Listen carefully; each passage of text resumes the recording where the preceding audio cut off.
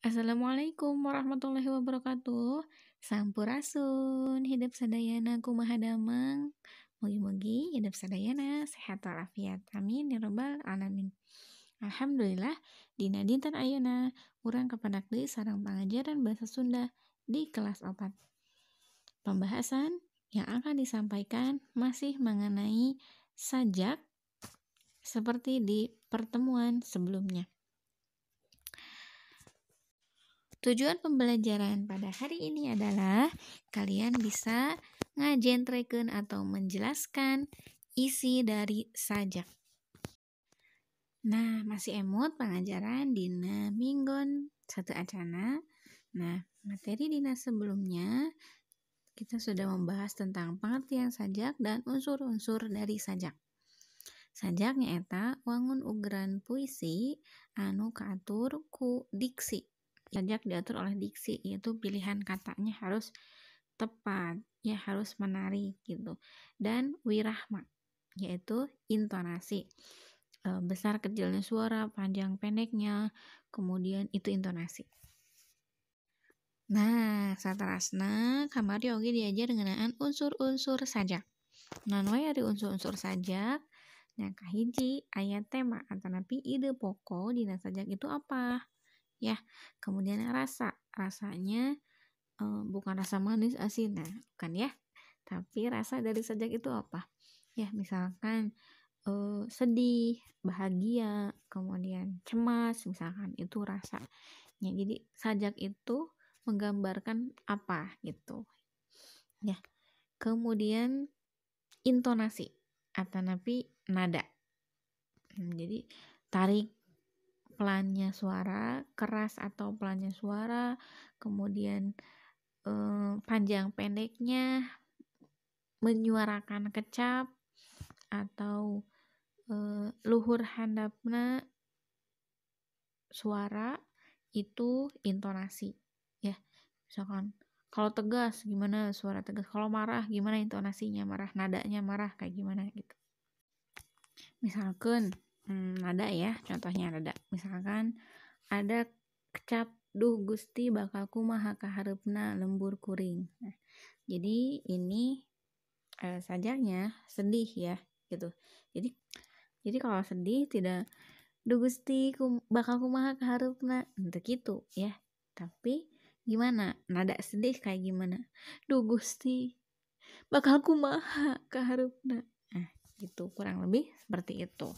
Jadi harus menyesuaikan nada kita dengan isi dari sajak itu. Salian ti nada unsur sajak oge aya amanat teh pesan yang ingin disampaikan oleh pengarang sajak kepada mereka yang menyimak, yang membaca sajak gitu. Jadi amanatnya apa, ingin disampaikannya apa, misalkan tidak boleh merusak lingkungan, misalkan itu salah satu amanatnya. Seperti itu contohnya ya. Kemudian selain amanat juga ada purwakanti. Purwakanti itu adalah suku kata atau kata yang mirip gitu, apakah dalam satu baris ataupun dalam antar bait dengan bait yang lainnya. Misalkan pasawahan, tatangkalan. Pasawahan, han ujungnya dengan tatangkalan, an gitu. Itu sama-sama an. Berarti itu disebut purwakanti. Tah ayeuna coba kalian perhatikan sajak yang judulnya Lembur Kuring di halaman 102 sampai ke halaman 103.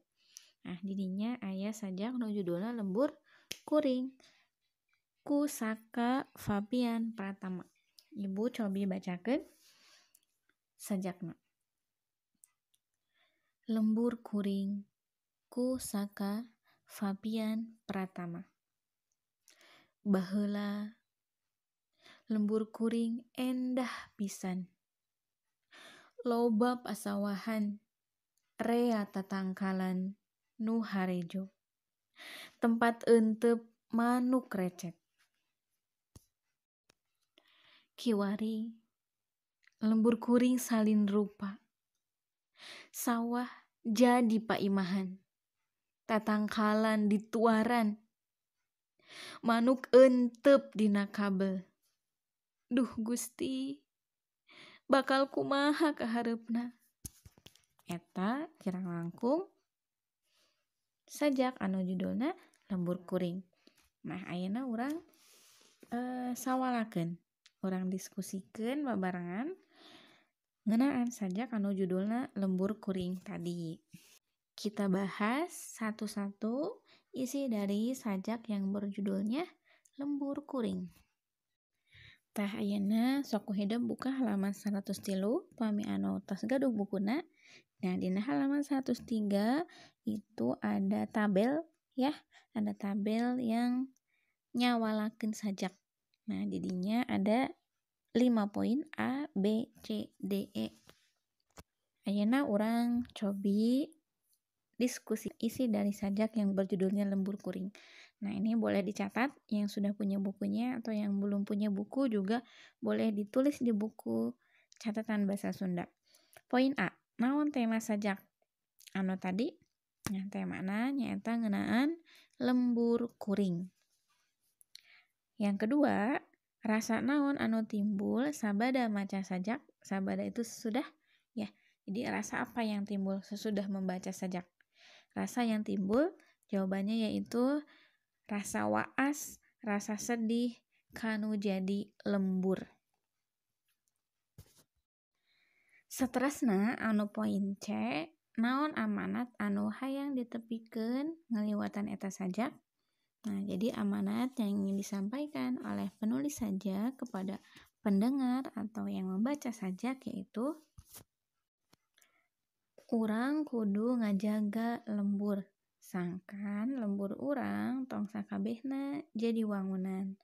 Urang oge entong ngaruksak alam atawa tatangkalan anu engkena bisa ngurangan ekosistem tina sasatoan. Itu contoh dari amanatnya ya. Ayeuna anu kade tulis kecap anu murwakanti. Nah, anu murwakantina anu miripna vokal atanapi suku kata anu mirip di kecap mana wae pada kalimah mana saja. Jawabannya untuk paragraf pertama anu murwakanti aya kecap pisan teras pasawahan sareng tatangkalan. Eta kecap anu murwakanti. Nah, katinggalina tina suku kata anu terakhir an sami sadaya. Teras tina paragraf yang kedua aya paimahan sareng dituaran.